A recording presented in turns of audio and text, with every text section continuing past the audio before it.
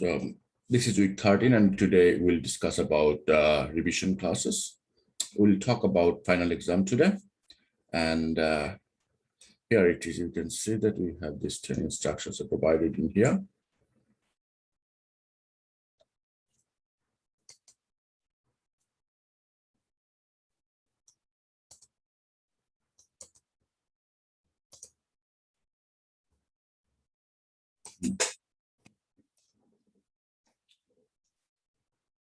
So students are advised to cover week 1 to 13 lecture materials and week 1 to 13 tutorial questions for preparation of the final exam. So everything will be covered. All tutorial questions, additional questions, and the question discussed during the lecture will be included in the final exam. No sample paper, no sample exam paper will be given. Okay, just watch this one. Just see, have a look on these notes. The final exam is over 50% of the total assessment. 5 questions will be there in final exam, 5 into 10. And these 5 questions might have some sub questions too. You should answer all the questions, approximately 50% numerical and 50% theoretical. Each question will be involved few part questions. So like question 1A, 1B, 1C, like this. There will not be any multiple choice questions in the final exam. And if you have any questions, you can talk to unit coordinator. Okay. Please note that to pass the exam, student must get over 50% and minimum 50% marks in the final exam. So you have to get minimum 25 in final exam, and overall you have to get 50 marks. Okay. The formula. But why don't we have a sample exam? That's crazy. I mean, I've been waiting for this this tutorial just for the sample exam. That's the way they design. You can ask this question to unit coordinator. Okay, you can send an email to unit coordinator, or you can talk to Muhammad Raja, send an email. I sent an email too, but there was nothing, to be honest. I contacted as well. Yes, I understand your frustration. Yes, but I will show you a little bit of questions. You can have a look. Okay. Thank you. The formula list will be given in the end of final exam paper. So the formula list will be provided. Please practice the revision questions discussed in week 13. So I'll be discussing some practice questions too. Okay. After practicing the revision questions, students should practice the tutorial questions and the questions in the lecture notes. So if you think you can just solve the practice question, you can pass. Not necessarily, they will ask some theoretical questions as well. So have a look on these questions, what they have. This is a question in here. You can have a look. This type of questions you will face. How to calculate mean, standard deviation, variance, correlation, coefficient using calculator for the following set of data. So that's what they want in here. You can see that ER is given, return is given, and return B is given. So this type of questions you will face.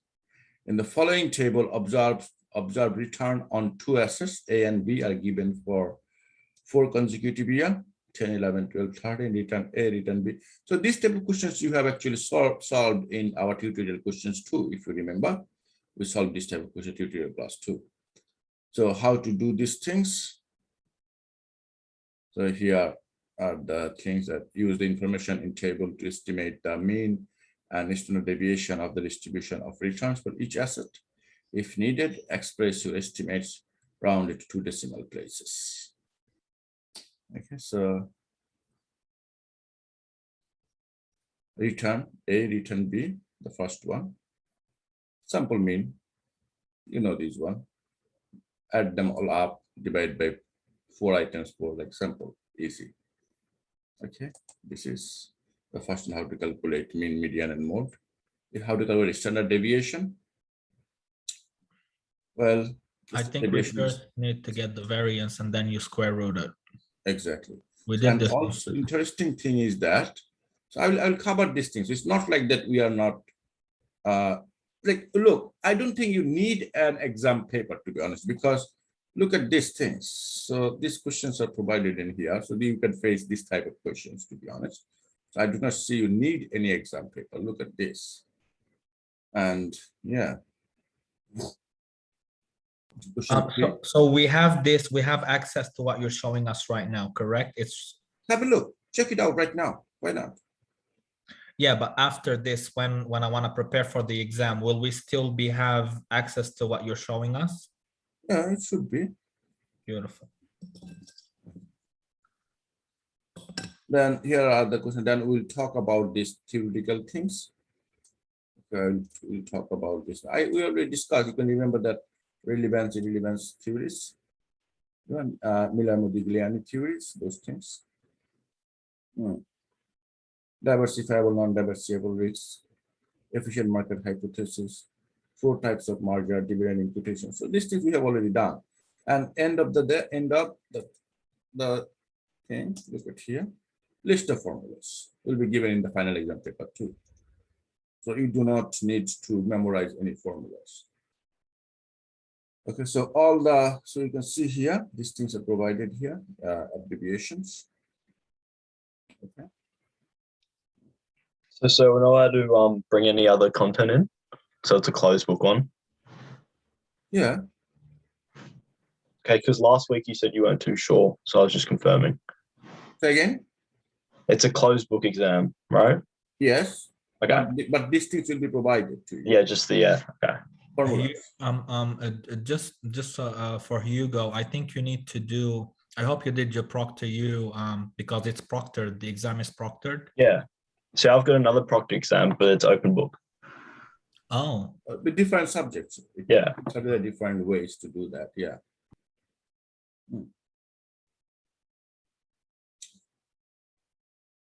So all the formulas are provided you. The formula you will need to solve these problems, your formula will be provided. So we will be able to have a blank paper in front of us with a pen to write and do the calculations. All right, let me show you guys the proper things should be there, I believe.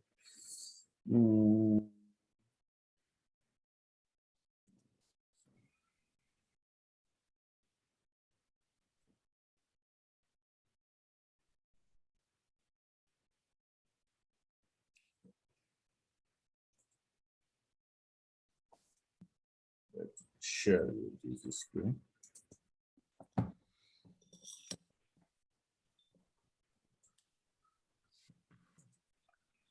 Okay, look at this. On the day of your final exam, log into ProctorU. On my session, you know these things already. When the time reaches, I'm not gonna do that. I'll show you this. So look at these ones. Primary resources is provided here. A4 blank papers, pen, pencil, calculator, formula sheet. Did you see that?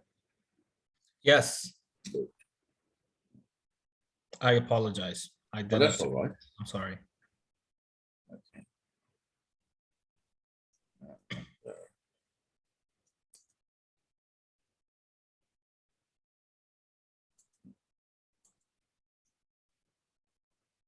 And the formula sheet is already given. But like the formula thing will be provided, formula will provide an exam paper, so you don't have to worry about that. Okay.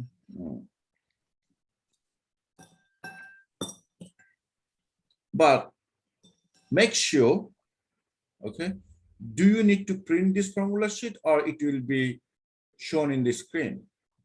Ask this question. I think just in case, just keep a print copy with you. Because list of formula is already provided in here too. All right, so let's solve these problems today. 3 questions. So yeah, so 3 questions are in here already. You can see these 3 questions. So this table like here, do you see that? So part A, B like this. Given like this. Okay. All right, so for asset A, for asset B, I don't think I need to show you guys these things. That's, I mean, the sample mean is easy. You just add them up and you divide it by the number of how many assets, which are That's it, 4 in that's A. it, yeah. Um, yeah. So we know these things. So again, the same thing. Oh, this is weighted one. This is weighted one. You can see, I can see this from weighted one. Okay, weighted mean 0.7, 0.3. I can see this is weighted one. How do you know these things from here?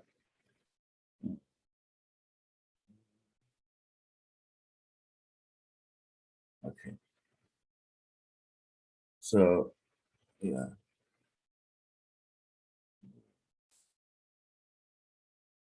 Number 2. Yeah. For number 2, 7 and 30, so it's mentioned there must be. That is number 2. Use the information in table to estimate the mean and standard deviation of the probability distribution of returns for a portfolio consisting of asset A and B with portfolio weights of 0.7, 0.3. For A and B respectively, it means for A 70, B 30. So here is A and B. So 70 into 3% minus 1% into 30%. That's exactly they have done. 73%. Yeah. 0.73. This. All right. So these things also good. I want to show you.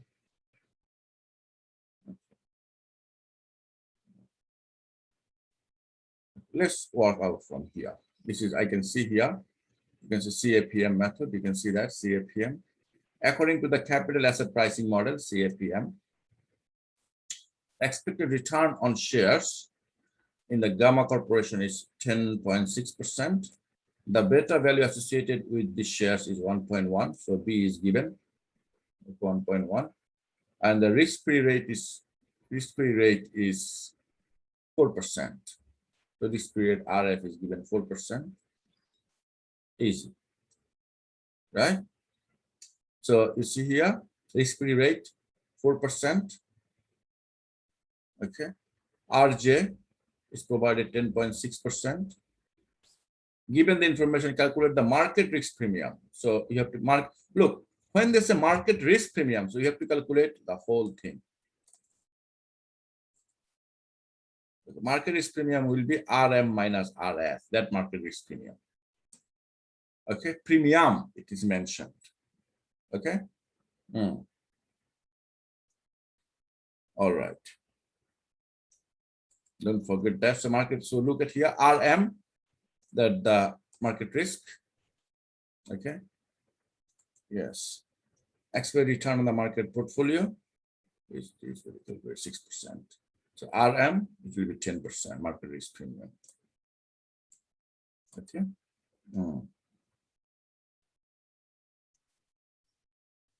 Because they calculated the risk-free rate 4%, risk-free rate 4% as well. Okay. This things is clear too. Okay, this one, calculation of our IRR using scientific calculator. So it's better to have a scientific calculator. Okay. Consider the project A. Year 0, 1, 2, 3. Expected net cash flow is this. Suppose R is 15%. R is 15% per annum. What are the net present value of the project? So year 0, 1, 2, 3. Yes. So here you know this one already. Y is 1.15. Why it is 1.15? It's 1 plus Exactly. 0.15. 1 plus 15%, right? Yes.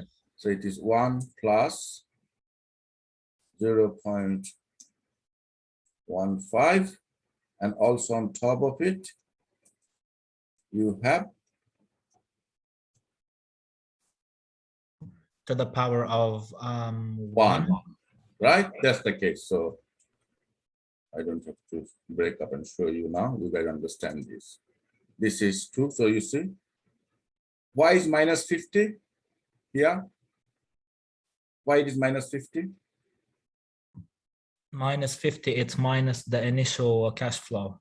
It is minus in the front. So you can see this, you can take this way, you can have a look. You put it this way, minus 50 plus. Now the question is why you don't have anything at the bottom? Why there is Because nothing it's numerator? it's here 0. 0. So anything to the power 0 is equal to 1. That's why. Make sense? Yes. Good. You know the trick now. So that is the net present value. Okay. So we know the net present value is equal to, so if it is to become IRR, net present value will have to be 0 at a specific interest rate.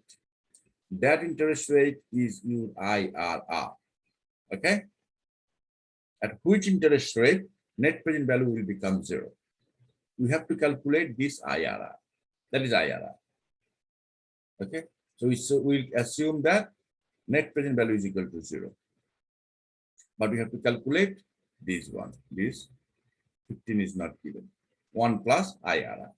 1 plus IRR power to the power 2 like this. Okay. So what we're going to do, we need to find out IRR. This is the interest rate we're going to find out. Okay. So here you go. So we have already tried with 15%. We got the net present value as 1.25, right? But we need to make it 0%. So let's increase a little bit and see how it goes. We need to get into 0, right? If you go to 16%, with 16%, the value is actually 0.3, still not 0. Let's increase 1 more percent. When you increase 1 more percent, so you see, when 15% is 1.25, 16% 0.3, is still greater than 0. You have to increase 1 more percent. Increase again 17%. Now it becomes how much? It becomes minus, it becomes minus, right? Minus 0.63. So we don't need minus 0, we need exactly 0. So it will be in between 16 and 17, we can see from here, right? In between 16 and 3. Now how to calculate exact number? That's the thing, is the main calculation we need to find. Okay, so changes in R when you increase 1%, okay? 17 and 16%, the changes in rate, or you can say changes in, okay, changes in R. We have to calculating IRR, okay? It's 1 interest rate, 1% interest is our change. And changes in NPV, it will become, look, when you increase 1% interest rate, your NPV changes from 0.3 to minus 0.63. So 0.3 minus 0.3. See that? So in total, it becomes 0.93. When you increase by 1%, it changes by 0.93. Our goal is to find the value for R when NPV equal to 0. When that changes NPV equal to 0.93, R changes in 1. So when NPV is equal to 1, R changes by this. So we are doing just unitary formulas, right? And okay, this much. Now we say here, value changes when it is 0.30,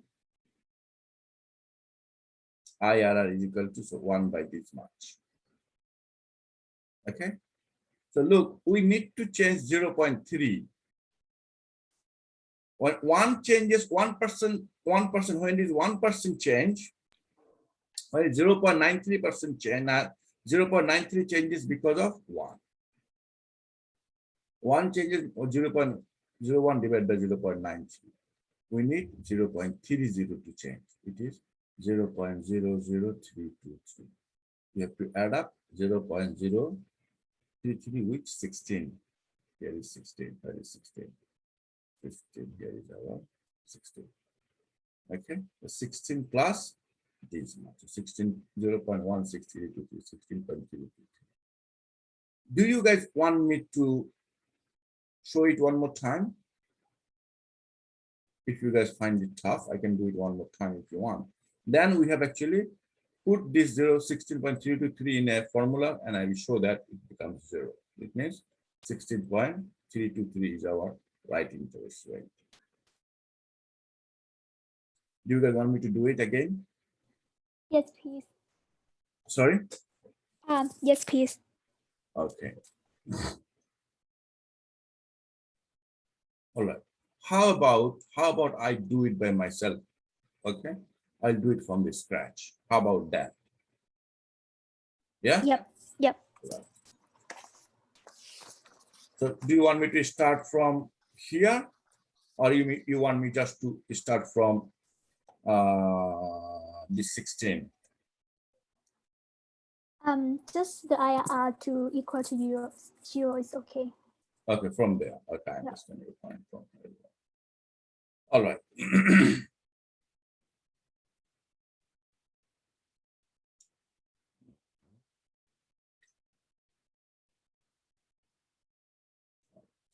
Start from here.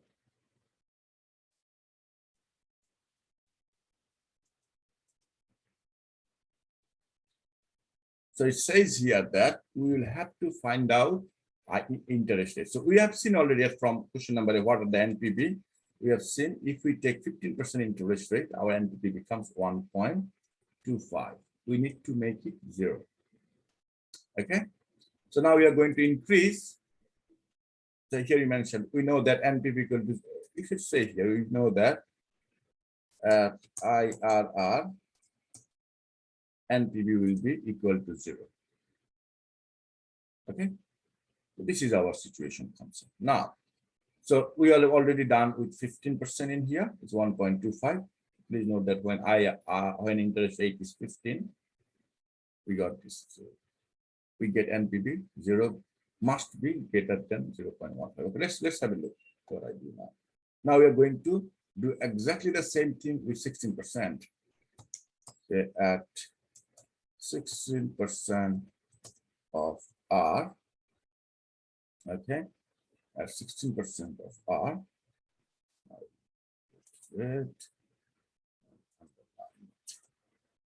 okay, net present value is equal to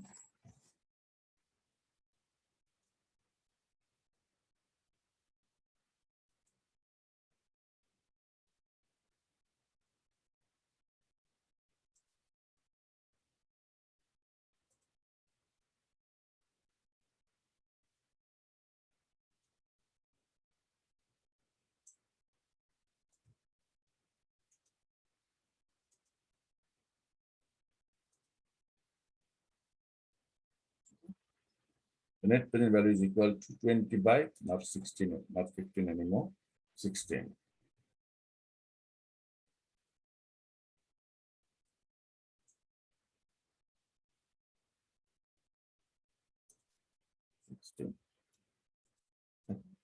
What value do we get?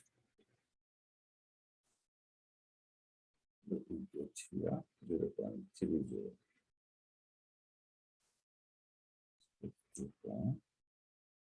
That's what we get.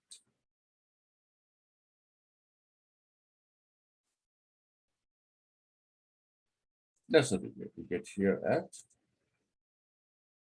0.30.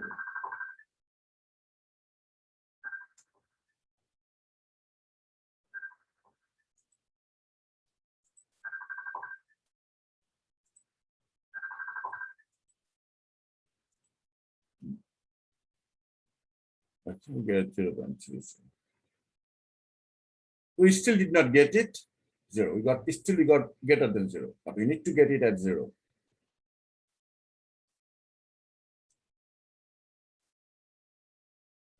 At 17% now. 17.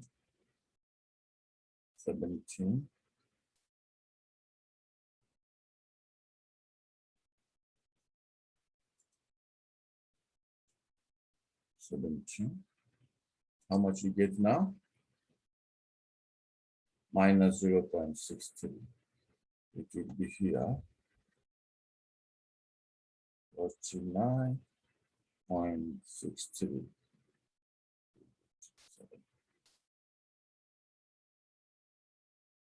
Okay.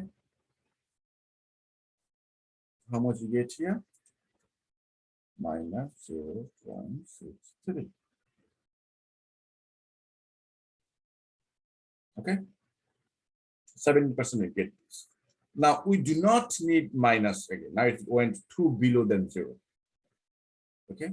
You have to find out the 0 point. Now what he's saying is this. If we increase 1% of interest rate, if we increase R by 1%, okay? If you increase R by 1%, what happens? Value, net present value is a net present value.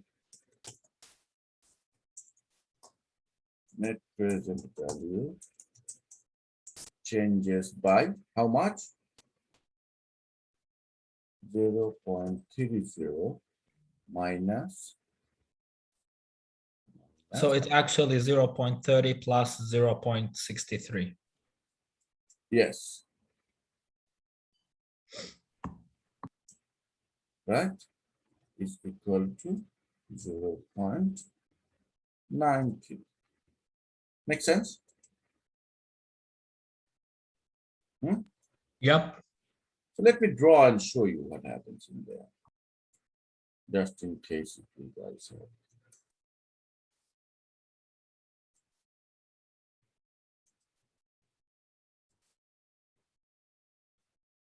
Okay. So in the middle in here. So let's say here is 0.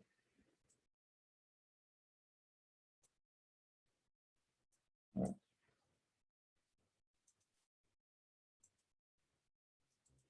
So here is my 0. Okay. And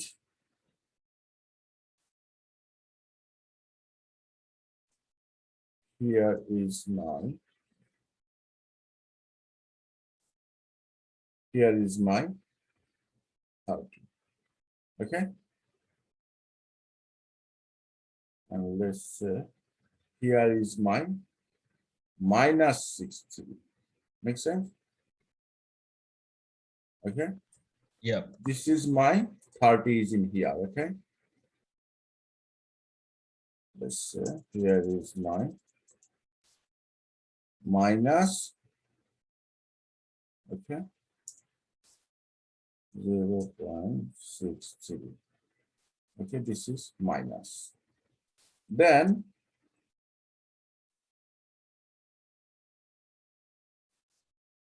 here is 0. See, this is timeline I'm drawing, okay? 0.30. Okay. What is the gap between these two? The gap is 0.63 plus 0. Here to here. Make sense? That's how you're adding up 90. Does it make sense? Yes. Yes. Good. Then I can delete this table now. Oh, this is the thing is changed. So if we change R by 1%, net present value changes by 9. Okay. This is the case. Now we are going to actually show you the actual calculation. Okay. We are turning around now. How much we need to change? We need to change just 30. We need to change. We don't need 93 changes. We need only 30 changes. What percent? We just twisted the line. What we said here in here, we twisted like this way. Look, 0.93 net present value changes by 0.93 when R changes by 1%, right? Which is 0.01. Make sense? Now, again,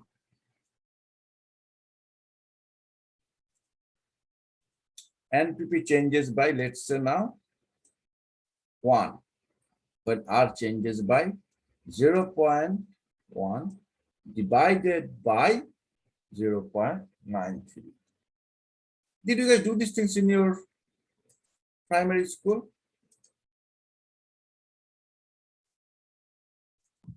Sorry, what did we do in our primary school? Yeah, these things. I don't know how you guys did it in your schooling system, but we used to call it unitary changes.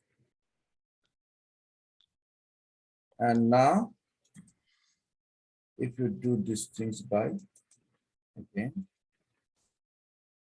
NPP changes by now, let's say 30. Okay, or 0.3.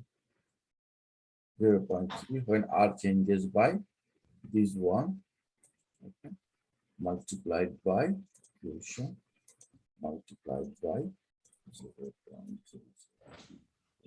Make sense? This is the way we have done. Does it make sense? I can show you other way around. Let's say changes by 1. Let's do this way.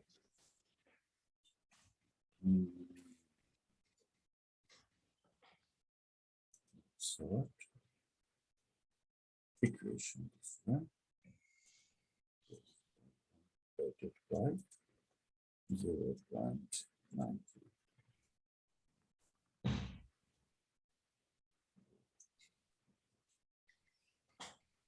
Does it make sense now?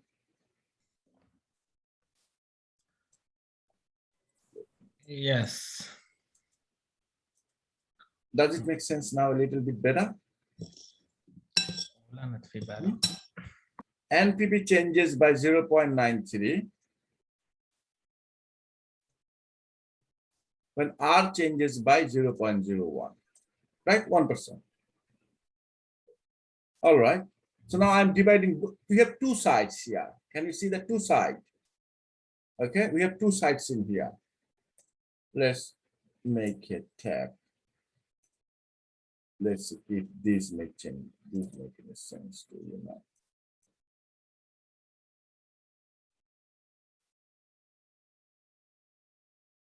Look, does it make sense now? Look, I'm dividing it by 0.93. It becomes 1. Yeah, I'm dividing 0.93 in both the sides. Now, when it becomes 1, I'm multiplying this by 93, 0.309. Yeah. It becomes 1 here, right? So I'm bringing here 1 multiplied by, let's say,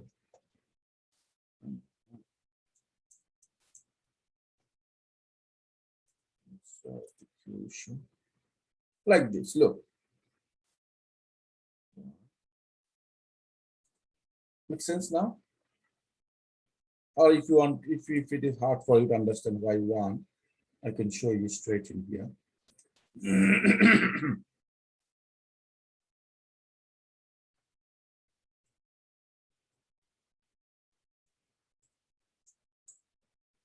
Yeah. Makes sense now?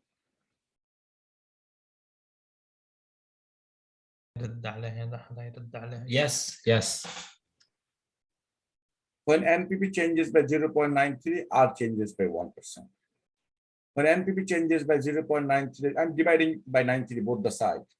0.93 divided by 0.93. So here also I'm dividing 0.1 by 0.93.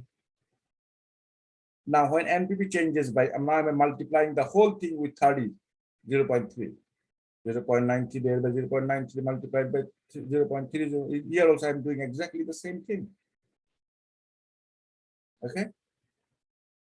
Just another equation. The answer here is equal to 0.00. How much they said? 323.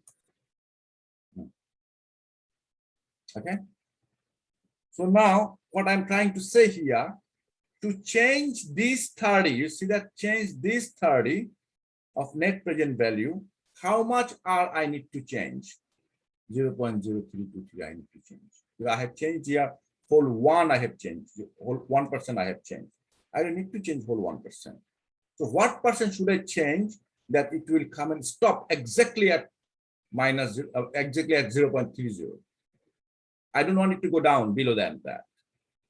Okay, I don't want it to go below than 0.30. I want it to stop exactly at 0.3. So if I increase my rate of interest rate by how much? 0.323%, then it will stop at that point. So all right, so I will add up only with 16, I will add up only this much. I don't need to add up whole 1%. Does it make sense now? Guys, Wait, sir. So I understand everything up until the, so NP changes by 0.93, and you got that from 0.17 minus 0.16, and that's how you got 0.01. Is that correct? yeah. So when I Yeah. change, R by 1%, look, Yeah. 16 to 17, right? Yeah. I increase by Yeah. 1%. How much Yeah. my net present value changed? Yeah. How much my net present Oh. value changed? So 0.3 for, How much my net present value changed? oh, 0.93. Exactly. But I don't want to change it by 0.9. I want to change it by how much? Only 0.3. So I reach my Yeah. goal. My goal is to find out at what interest rate NPV will be 0. Make sense? Yeah. We need to find out IRR where NPV equal to 0. If I increase it by 1%, I go more than 0. I go below than 0. That's not my intention. I want to find out exactly somewhere in between 16 and 17, but where is that somewhere? If I increase by 1%, it changes by 0.93. I want to just find out how much should I increase that I will change just 0.30. Why 0.30? Because after 0.30, I will reach exactly at 0 point. Makes sense? So I'm trying to do the unit calculation here. Net present value changes by 0.93, but R changes by 1. Net present value changes by, let's say 1, R changes by 0.1 divided by 0.9. Now net present value changes by 0.93, R changes by 0.1 divided by 0.93 multiplied by 0.3. The result is this. Make sense? Okay, let me give you another example here. Another example I give you. Okay.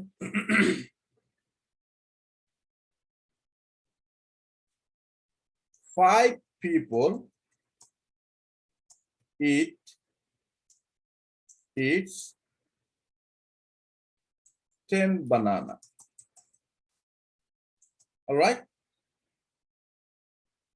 5 people eat 10 banana. What are you gonna say?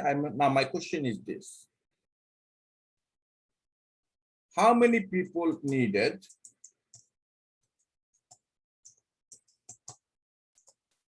to eat 4 bananas? How are you gonna calculate this? Oh, that is easy. So 5 people eat 10 bananas. How many people need to eat 4 bananas? So 4 times 5, which is 20, divided by 10. That's exactly I have done here. So 2. So what method did you apply? It's, I don't know how to say it, but I learned it back in school in my home country. Exactly, that's what I'm talking about. Yeah. Yes. So how are you gonna twist it? We'll say So you this do way. 4. So you do 4 bananas times 5 people divided by 10 bananas. Yeah. So what we're gonna do here is this. Look, very simple. We'll twist it. 5 people eat 10 bananas. We'll say now other way around. We'll say here 10 banana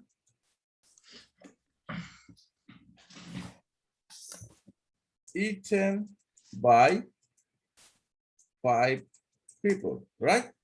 We'll say Yes. 1 banana eaten by how many people? 5 divided by 10. Exactly, 1 times 5 divided by 10.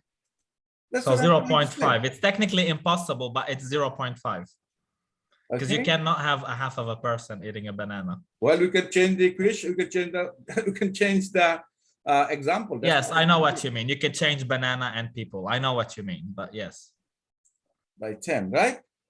correct. That's exactly I have done. We'll say here now 4 bananas eaten by, how do we do that? 4 bananas eaten by 20 divided by 10, which is 2. So 2 people.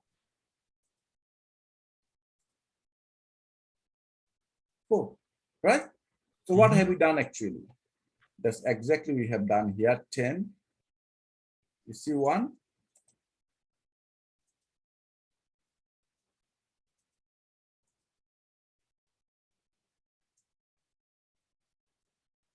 Make sense now? Yes.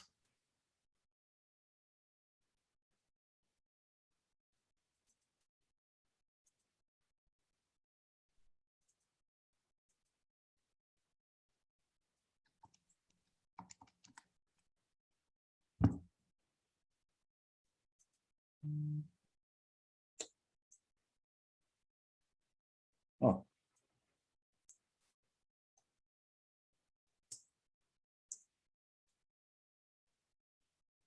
Why is it going like this?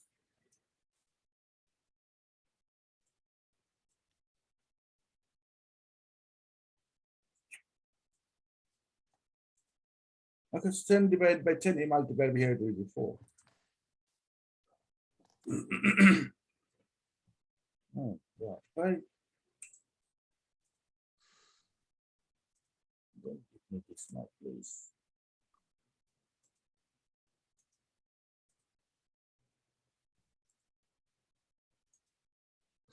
Okay. Okay.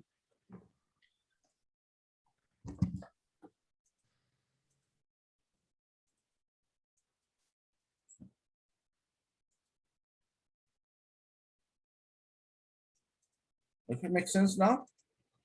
That's exactly I have done.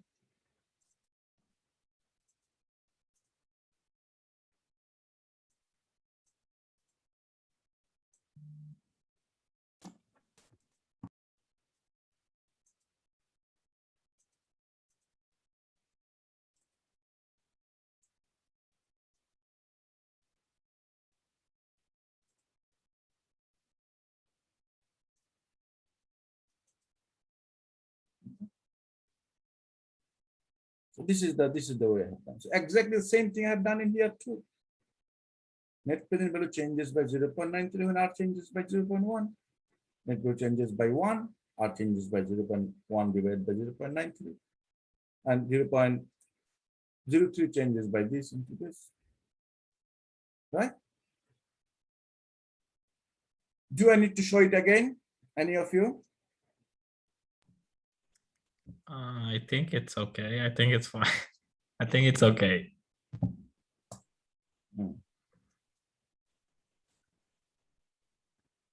All right. That's exactly we have done here. We try to find, look at here. So here, the solution shows you when NPV net present changes NPV to 0.3, R changes is 1. So NPV changes by 1, R changes by this. When NPV here should be NPV. NPV changes by 0.3, R changes by this. That's it. Okay. So we know now, we know 0.2 to reduce 0.3, we have to increase R by this much only. So 16, with 16, we're going to increase only this much. That's how we got it 16.3 to 3. Okay, is it clear now to everybody? Yes. All right, let's move on to the next. Question number 3. An investor invested 65% of his money in stock A, 35% in stock B, and constructed a portfolio. The return data for both stock A and B are given below. Okay. Return data for A and B is given below. All right. Calculate the portfolio standard deviation using the above data. Will this portfolio selection reduce the risk efficiently? Explain. This is theoretical question. You see that? This is theoretical question. Calculate the portfolio standard deviation. How do you calculate portfolio standard deviation? Yeah. So one is like 65%, and return A is 65%, return B is 35%. Okay.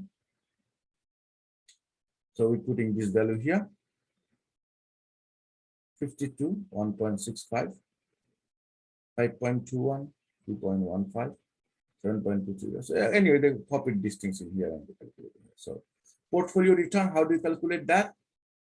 0.63, you see, 0.65 multiplied by 0.52 plus this 1.65 multiplied by 0.35. That's how you get this figure. I'll show you here.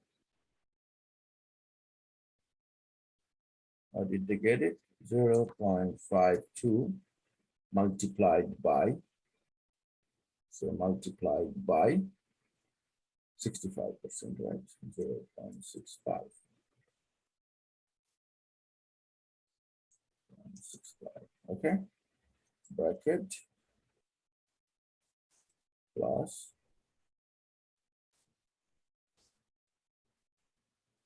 1.65 multiplied by 0.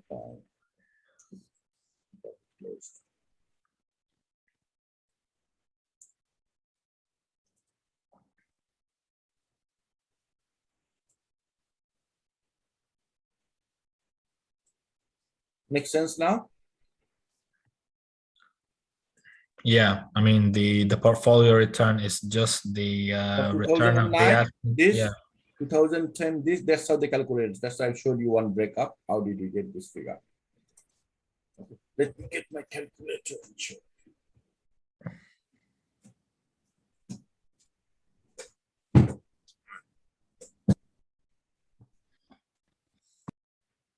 Actually, I can put it straight in Google. It will give me the result, to be honest.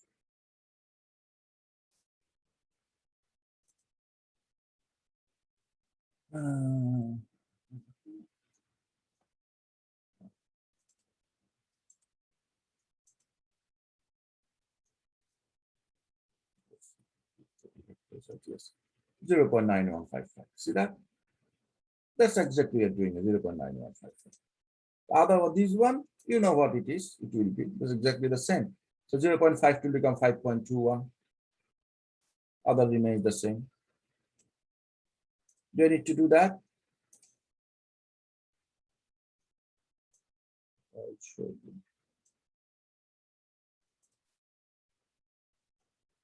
Good.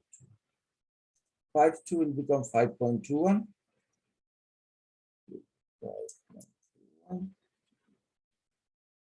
1.65 will become 2.15. 2.15. Get 4.319. All right. And here, same thing. It will be 7.23. 23 and 0.25.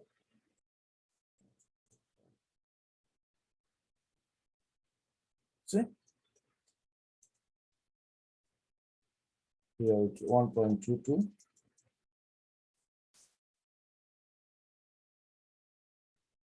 5.22.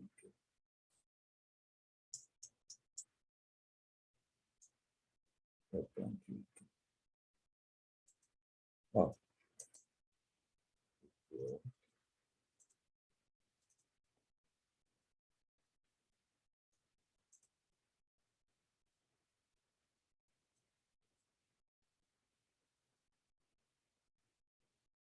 3.22.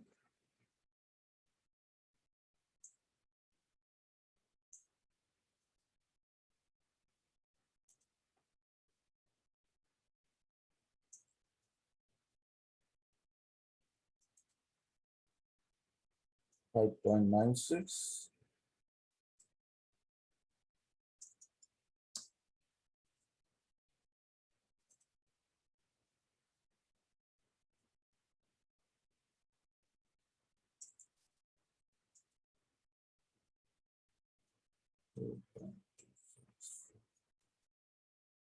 Okay. That's how they calculated these numbers. All right. Mean of this whole thing. Okay, here mean of this whole thing and mean of this portfolio as well. So mean of these numbers. Okay, they got this figures. Standard deviation. Here the standard deviation is given. You can see that this is the formula they have used. So your formula is already provided in there. Just plug and play. You know what, sir? I did do a unit and that required me to do the sample standard deviation. It took me almost, because the numbers were so complicated, it took me almost 15 minutes to Wow. do and read. So I really hope this is not gonna take this long of a calculation, because it looks really good now. Like we see the formula and we put everything in, but once we do the exam, yeah, it's really complicated. So I really hope the numbers aren't that complicated. Okay. But anyway, look, we provide, I believe we provide you partial marking. Okay, hopefully, yeah. If you guys make a simple mistake in one place, doesn't mean whole thing will become zero. No. Okay. Yeah. That's it. That's the way to calculate these things.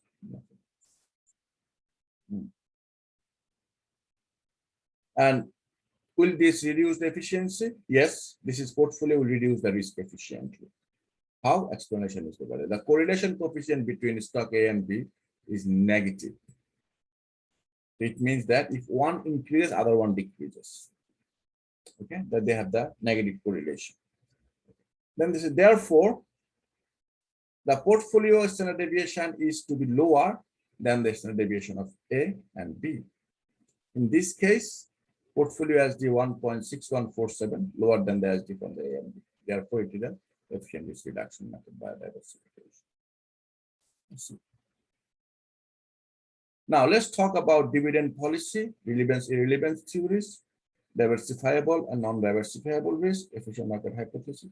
These things we're going to talk now. Okay.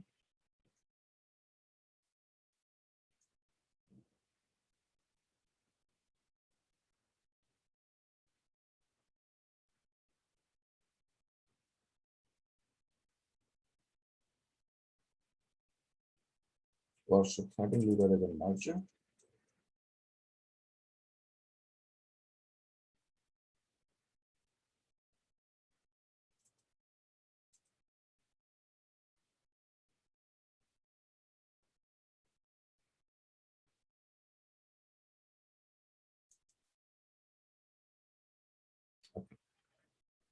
In here, okay, what is Modigliani capitalist stock relevance theory and what is doesn't apply? We have done these things in previous classes too. Can you guys see these things? I mean, I don't know if I've shared the new things or not.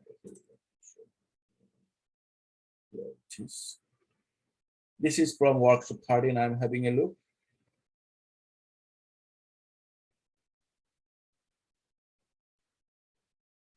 I think it is for workshop number 12 actually.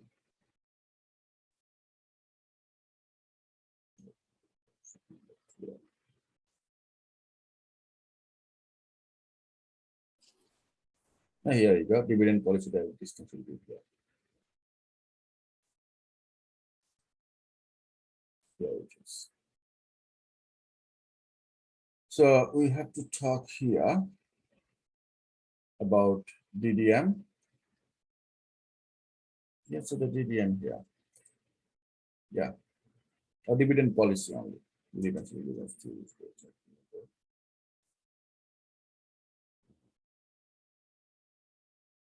Yeah, dividend policy is irrelevant. Okay. Miller and Modigliani, 1961, dividend irrelevance theory. What did he say? He says this: Franco Modigliani and Martin Miller, 1961, suggested that the value of the company depends on its earnings only. The value of the company depends on its earnings only, not the dividend policy. Dividends and capital gains are equivalent when an investor considers return on investment. Now, what his point is, he's saying is that, like, look, if a company wants to see, if someone investor wants to see the value of the company, look at the company's earnings. Whether they're paying dividend or not doesn't matter. Apple Computers did not pay dividend for a long time. Does it mean their company value has gone down? Not necessarily. If the company performs well, the share price will increase. So you invested $100. If the company is doing well, the share price will increase. It means you're getting your return back. Make sense? Now, if you say, no, I need some money, cash in my pocket, then sell your share. That's exactly his point. Let's say, if the company performs well, the share price will increase, and the investors are capable enough to make their own cash flows from the stocks depending on their need for their cash. If they need cash, sell your share. If the investor needs more money than the dividend he received, he can always sell a part of his investment to make up for the money. Make sense? That's what he's saying. So how much dividend is given or not doesn't matter. Your share price has gone up. So you invested, you bought the share by $10. You bought 10 shares, $100. Okay. Now your share price is not $10 anymore. It's not $12. So you share, now how much share you have? 120. So $20 you increased. Why I have to give you dividend at $20? Not necessarily. That's his point. So dividend policy is completely irrelevant. That's what Modigliani is saying. Make sense, guys? What his point is? But if we go on, so that's the point he's talking about. So now the question is, share price will increase. I understand share price is going to increase, but it might also happen that share prices after 2 years or 3 years, share price is going down too. We're coming back to zero now. You know what I mean? So yes, I understand share price increases, but what about share price goes down too? Not necessarily all the time it increases. So I understand first 2 years share price increase, $100 becomes $160 in 2 years time. Okay. Third year, $100 went down to $90. Now what? Make sense? That's the case. So this is the point. So against him, so here he is Modigliani theory. So you have to go through his assumptions. Assumptions of the model is in here. Assumptions of the model. We actually can't see your screen. Oh, give me a second. Oh, okay. Yeah. So it said it here. Look at that. This is the one I was talking about. Franco Modigliani Miller suggested that the value of the company depends on its earnings only, not the dividend policy. Dividends and capital gains are equivalent. If the company performs well, the share price will increase, and the investors are capable enough to make their own cash flows from the stocks, depending on their need for the cash. If the investor needs more money, well, they can sell their shares. It's made up very clearly said here. That's what is their point. So we do not need to actually give them any dividend. That's what his point is. Very clear point. Okay. Here the assumptions are in here. This is based on these 4 theories. He thinks capital market is perfect. It always go up. No taxes is given. No tax is paid. Fixed investment policies. He also think that people will invest one day and they will forget about the investment. No, it doesn't work like that. No risk of uncertainty. He also thinks, like I said just now, that maybe third year, the share price will go down. So yes, it increased. 2 years it increased. Third year has decreased. So what is the point? So that's why there is another theory comes up, which is in here. It's called dividend relevance theory. Yeah, dividend relevant theory. Relevant theory says that, no, I don't know what's going to happen with the share in next 2 years, 3 years, or 5 years. Every year they're giving me some dividend, I'll take the dividend. The theory they call bird in the hand argument. Whatever I have in my hand right now, pocket it. I'm gonna put it in my pocket. Okay. This states that the required return on shares increases as the dividend payout is reduced because of investors consider expected future gains more risky than dividends in the near future. All right, so we understand in after 1 year or 2 years, you are going to get some dividend, you are going to get some increase in the share. We understand these things, but the question is, it's risky. We don't know, share price might go down. And instead of that, what about dividend is provided to us every year? That's the cash money I'm getting, I'll take it. That's called the bird in the hand argument. Okay. Like if I tell you right now, after 3 years, I'm gonna give you $20. Right now, I'm gonna give you $10. You should give me $10 first. After 10 years, I don't know what's gonna happen after 3 years or 10 years. Makes sense? Whatever you have right now, take it. That's the bird in the hand argument. Okay. And another one is like another one is a preference. This is one argument. Another argument is preference for retained earnings under a classical tax system. So this is another one coming up in here. So example is this. Suppose an investor pays marginal tax 45% and the tax on capital gain is 30%. Okay. In this case, investor benefits in 2 ways from higher retained profit. Investor pays less tax on capital gain. Okay. So marginal tax rate is 45%. You understand marginal tax rate, right? Personal gain tax, personal tax, income tax, the marginal tax. And capital gain tax is 30%. So yes, if my capital increases, I understand I'm gonna get 30% tax. In this case, I'm saving from there. Okay. Since tax on a capital gain is only paid when the gain is realized, investor can defer realization of the gain to defer payments of the tax. Given the time value of money, this provides a further gain to the shareholders. Okay. The last one is dividend imputation tax system. I think we have this one as well. Imputation tax system is this, that how much tax is being paid. Like this is a very important example I'll show. This is, I think this one. Okay, this one. This one is very important for your exam. Most of the time, we ask this type of questions actually. Okay. Suppose let's say company tax is 30%. Australia company tax is 30%. So now when the company pays taxes on your dividend, they pay 30% tax they pay. But maybe your tax bracket is not 30%. Your tax bracket is, let's say, 19%. Okay, so you will get some money back from the ATO because 30% tax has been paid on your name. Makes sense? But if it happens that, okay, well, company has paid 30%, the company always pays 30% tax. Company paid 30% tax, but your personal tax bracket is actually 45%. And you still owe some money to the ATO.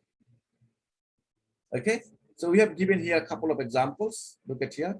The imputation credit for each investor. So first you have to identify how much was your dividend before the 30% tax was paid. That's the first thing you have to calculate. So look at here. Suppose a company pays out fully franked dividend. It means 30% full 30% tax has been paid. Fully franked, 100% tax has been paid. Fully franked dividend of $70 each to investors with marginal tax rate of 19, 32.5 and 45. So 3 group of people here. One group of people, their tax bracket is 19%. Another group of people, their tax bracket is 32.5%. And finally, another group of people, their tax is 45% personal tax. What the corporation did? Corporation actually, the statutory company tax rate is 30%. What the corporation did is fully franked dividend. It means they have paid the full 30% tax on the dividend paid. After paying the 30% tax, these people receive $70. Okay, $70. So fully franked dividend of $70. That's what it means. When you see this, right? Fully franked dividend of 70%, $70. It means that after paying the company tax rate, which is 30% tax has been paid, then the rest money has been given to you, which is $70. So how much your actual dividend was actually then? So your dividend income was, look at that. The imputation credit for each investor. That means that much tax has been paid. You can claim that $30 imputation credit. How do you calculate that? Dividend multiplied by tax rate divided by 1 minus tax rate. This is the formula to calculate imputation tax credit. This is the formula. It will be definitely it will be in your formula sheet. So therefore, total dividend, gross up dividend was how much? 70 is given to you in hand, plus 30 is paid on your behalf to the ATO. Total is 70 plus 30, $100 was your total dividend. Make sense? So each of these people, 3 group of people whose bracket is, let's say group A, his tax bracket is 19%. He also given $100 tax, $100 dividend. Okay, but he received $70 because $30 is already paid to the ATO on his behalf.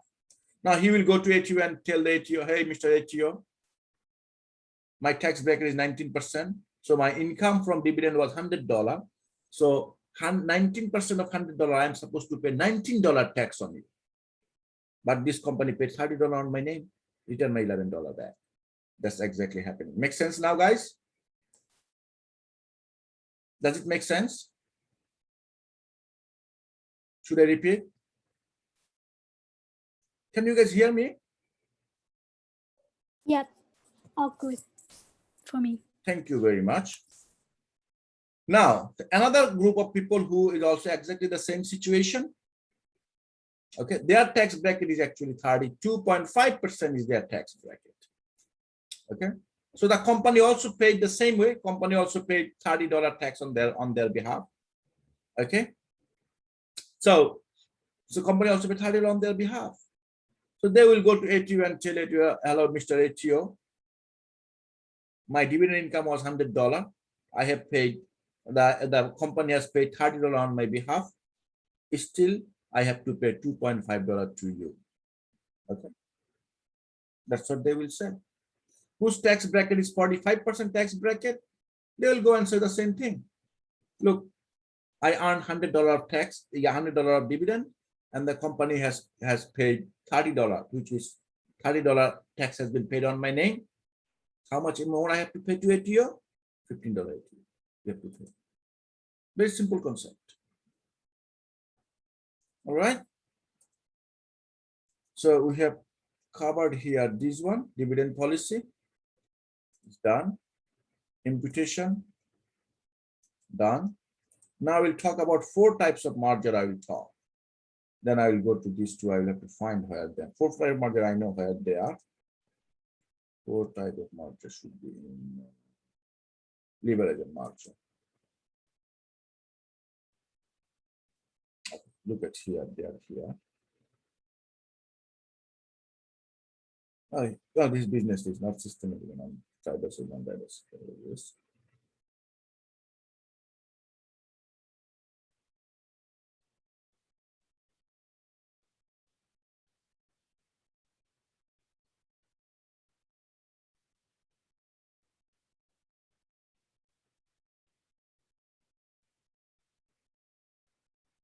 Merger acquisition, yes.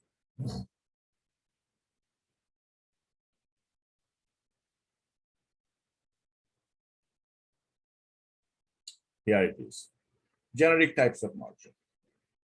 Horizontal merger.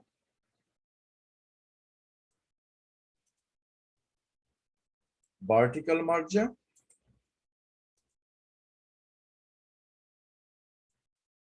Congeneric merger.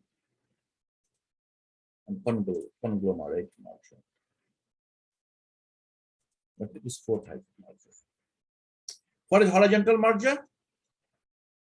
A merger that involves 2 firms operating in the same line.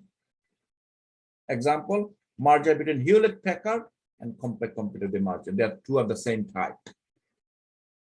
Okay, same type. This is horizontal merger, same level. Okay, vertical merger up and down. One is higher position, one is lower position according to their company's organization level. a merger that involves two firms operating at different stage of production process. Example, a car manufacturing merging with a tire company. A car manufacturing company is big. They're merging with a tire company. Tire company is making one item. Internet provider, America Online combined with Time Warner. Two different things. They're coming up together. Okay. Congeneric merger, a merger that involves two firms in the same generic industry, but operating in different line of business. Same industry, different line of business. Okay, let's say sports good. One is producing football. Another company is producing, let's say, jersey. But they come in same line of production, but different things they are producing. Okay, they are not competing with each other. You don't have a competitor supplier or customer relationship. Two different things. Okay, one is sports apparel, another one is sports goods. They're producing tennis bat. Another group is producing, let's say, jersey, shorts. Different, but same line of industry.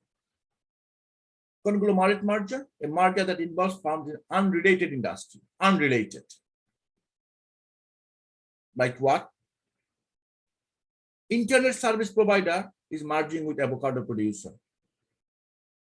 No relation. Completely different. Conglomerate merger. Makes sense, guys? Four things. Let's move on.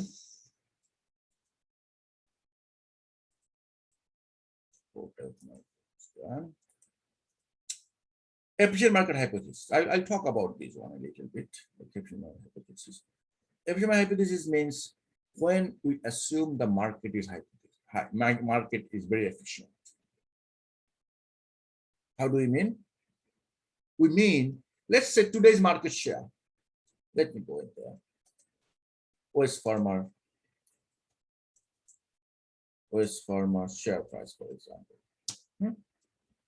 So it says West Farmer share is how much is that? It says this is 55.75 Australian dollar. That's their share price. Do you think it is right share price? It could be undervalued, it could be overvalued. We don't know. We have to see the West Farmers financial statement. We have to send it to some financial analyst, or we have to analyze by ourselves using different types of forecasting valuation method we're going to use. Then we're going to find out whether the company's valuation is correct or not. Then only we can find it out. But in efficient market hypothesis things, all is good. This 55.75, that's exactly the right price. That's not the case all the time. Okay, that's what's called efficient market hypothesis. But this is not true all the time. Not necessarily, it is always the right case. The three different forms of efficient market we have: strong, semi-strong, and weak market. Very strong market, it means the market is very strong, very efficient. Okay, it means all the information are provided there. Okay, or everything. And also another thing is that, like, anything happens within the business, it will have an immediate effect on the share price. It will have an immediate effect on the share price. Let's say West Farmer today morning, West Farmer declared that we are going to sell one of our store. Boom, market share price immediately go down. Immediately it will go down. That's not the case. It doesn't work like that. Okay, it does not include this type of information or this type of effect. And how much share price will go down with this news? You don't know.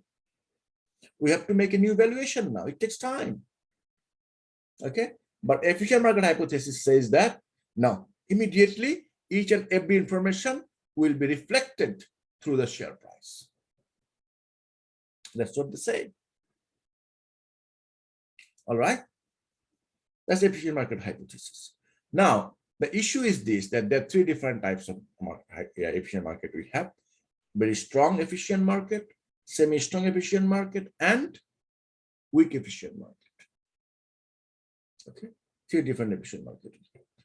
Now, what is strong efficient market? A strong efficient market means that they include all the information that is publicly, privately available. That is efficient market hypothesis, a strong one. And another one is that, which one is that semi-strong. Semi-strong hypothesis says that they include informations which are like privately and publicly available. Okay, but that is they do the publicly and privately, but in strong one, they do privately, publicly, and also some insights too. Let me write it down here. That will be better for you. Okay. Strong, semi-strong, and wait. A strong one and a strong market, a strong efficient hypothesis market. What we will have? Private plus public plus inside information too. Okay, semi-strong will have only just private and public information. A weaker one, they will have just public one. So what type of market is that? Depends on these things.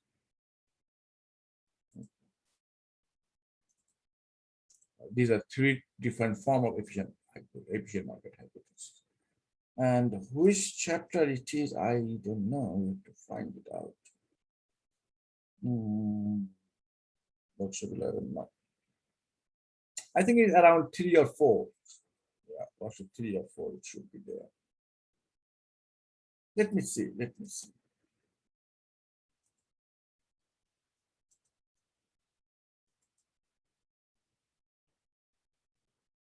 Time value. Oh, here it is, the risk. Diversification of risk.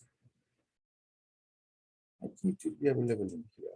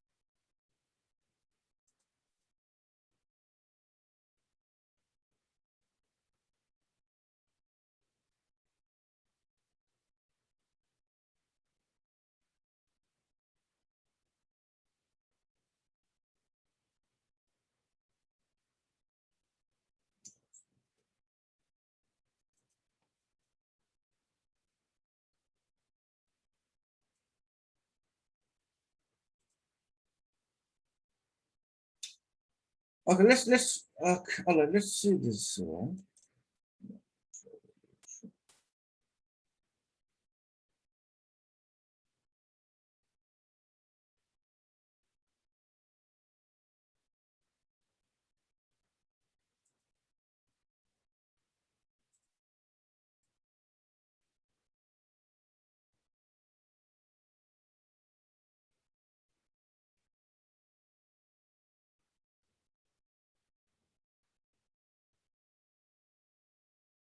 Efficient market hypothesis, here it is. Okay.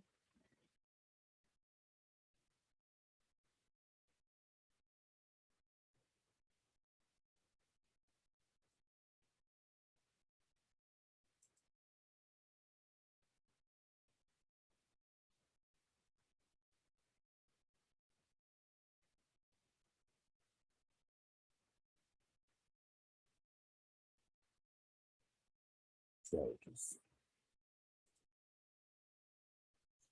The efficient market hypothesis suggests that security prices, share prices adjust quickly to reflect new information, resulting in the market for a particular financial asset always being in equilibrium. A financial market is said to be efficient if all financial asset prices continually reflect all information.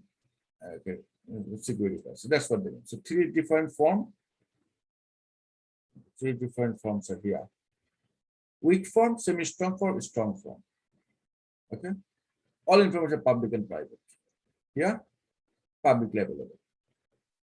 First price and volume. That's it. Nothing much. That's it. Okay, let's go in our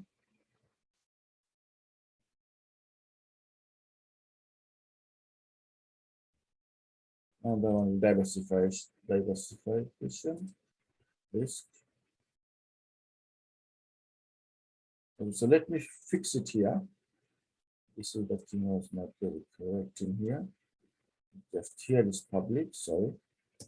Here is public and here is just nothing but the past data only. Sorry.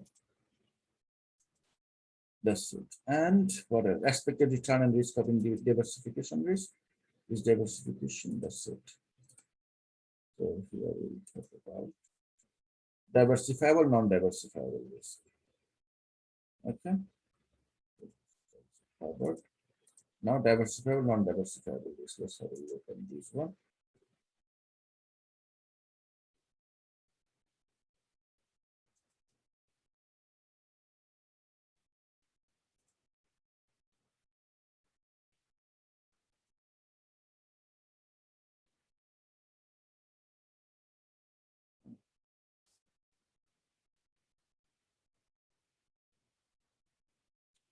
Okay.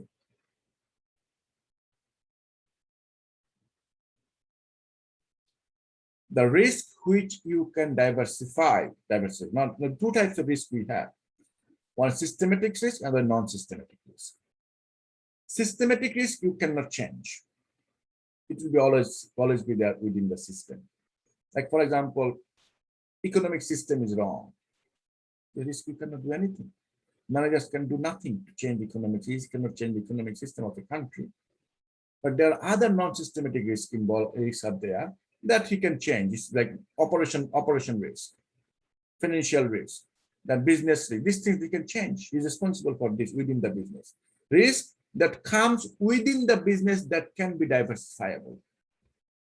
Manager, you can if you recruit an efficient manager, you can change these things. You can avoid some risks. Okay, but there are some risks you cannot avoid at all. Okay.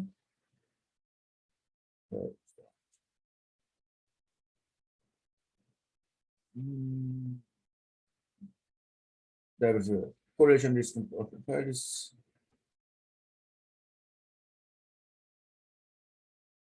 the systematic non-systematic? Yeah. There it is. Okay. An unanticipated increase in the inflation affect wages and the price. Therefore, cost of raw materials and of the company buys, the value of the assets the company owns, and the price of the finished goods. This increase in the unexpected inflation rages, therefore affects most of the companies as an example of systematic risk. Systematic risk, which is within the system, you cannot change it. Unsystematic risk, on the other hand, a small oil strike can affect a small group of companies. An example, unsystematic risk. Or let's say that there is an issue with the production process of the business. That can be fixable. Managers can fix these things. Unsystematic risk. Okay.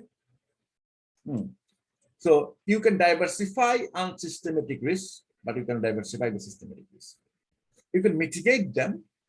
You have to cover, you can accept that risk, and you have to understand that because of this systematic risk, my business is going to have less profit. But you have to cover that profit in some other way. Okay. Diversifiable risk. So market associated with market portfolio, systematic risk only.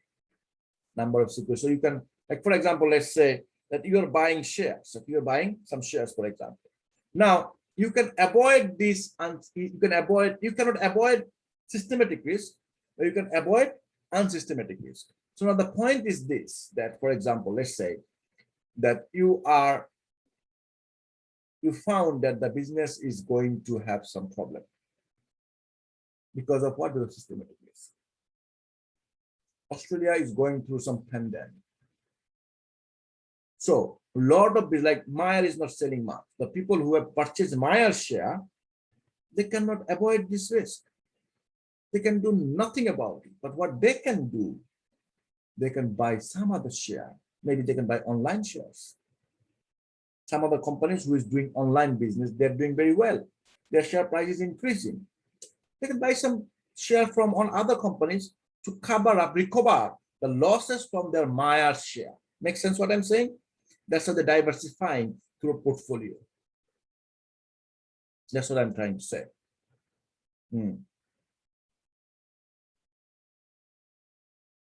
So therefore, if you can avoid unsystematic risk, so what are the risk in a business you can have? Only the systematic risk is the only relevant risk in a business. So the unsystematic risk can be avoidable. It can be mitigated too. It can be fixable. So only the risk you will have is systematic risk. Okay, I think that's all we got in here today. Any questions for me, guys? No, I think that was pretty explanatory. Thank you very much. And did you guys get a chance to do your student feedback things? Oh, I haven't done mine yet. I will do it. Do it when I'll you do get it a time. tomorrow. Get your time. Yeah. All right. I think that's all we got so far. Oh yeah, just a quick question. So, Mhm. you know, is another file in the under the workshop 13, which is like the question as well, but it said like, you know, it have like 9 of them, but it said like we can only focus on like the top 4. Is that necessary? Say again. I just filed the file under week 13, which include 9 questions. But Week 9 questions. No, yeah, it's got 9 questions in the file, but it Okay. says like we can just focus on the first 4. Let me have a look. Yeah.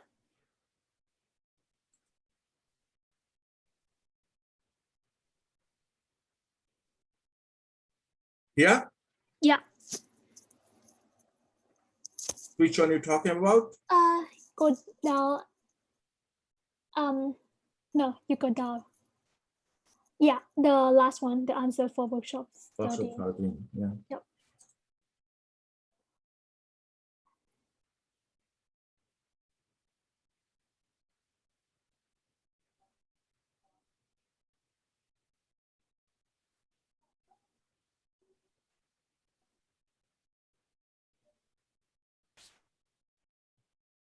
The question 5. This thing will not be in. This thing actually from the last weeks. But this thing I tell you, this thing's actually from the last week. Chapter we have done, merger and acquisition, from that chapter. Okay, yeah, I forgot. This from that chapter. Yeah. I did not go through that. I went through the revision. If I go through this, I would not have been able to do the revision today. Okay. You can go through it. This is the solution actually. Your questions will be actually on previous week. The question will be actually on previous week.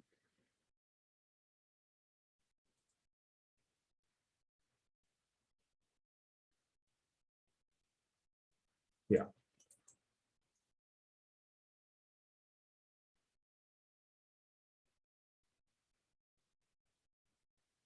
No, it's already in there already.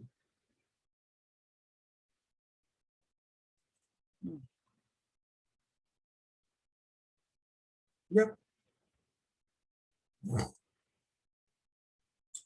All right. Any more questions? Anything else? I still have 10 minutes to talk. If you guys want to ask any questions, I'll be more than happy to discuss. All good. All right, then I will stop recording and I'll do your attendance.